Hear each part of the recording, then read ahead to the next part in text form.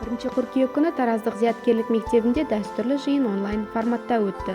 Конституция мемлекет тәуелсіздігінің негізі атты шара еліміздің бас заңы Конституцияның 25 жылдығына арналды. Шараға тікелей эфир арқылы осы жылы оқуға кірісетін 716 оқушы, оның ішінде жаңадан қабылданған 109 7-ші сынып оқушылары қатысты. Сонымен қатар қызметкерлер мен ата-аналар да шақырылды. 30 минуттық линейкада әндер мен құттықтаулар айтылды. 7-ші сынып оқушыларының орындауында динамикалық флешмоб орындалды. Әрине басты оқиға алғашқы қоңыраудың соғылуы болды.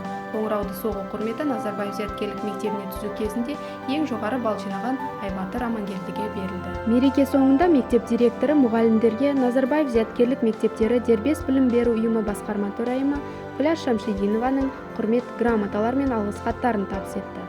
2019-2020 оқу жылы 4-ші тоқсандағы пандемияға байланысты қиындықтарға қарамастан оқушылардың жетістіктеріне толы жыл болды.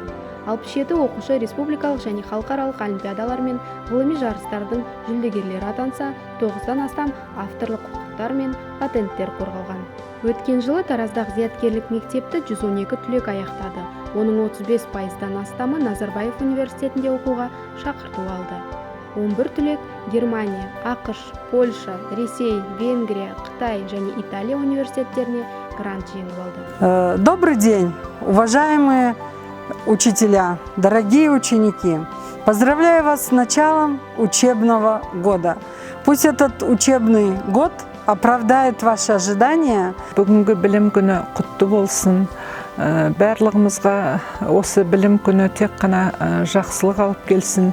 Біздің балаларымыз шыңдалып, осы мектепте үлкен биіктерден көрінсін, жетістіктерге жете берсін.